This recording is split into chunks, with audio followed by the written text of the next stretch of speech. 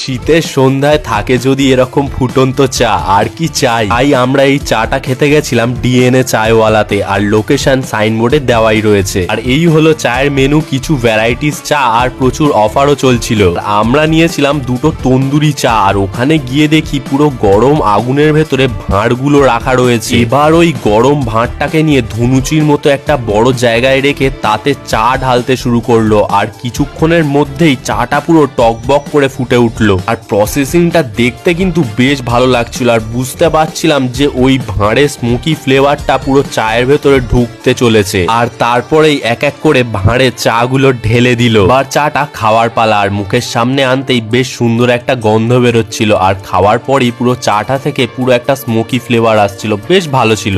আগতার সাথে একটু চায়ের চিয়ার্স করে নিলাম, আর ওরও খেয়ে বেশ ভালো লাগলো। আমরা এখন চা খাই, আর তোমরা চ্যানেলটাকে সাবস্ক্রাইব করে দিও।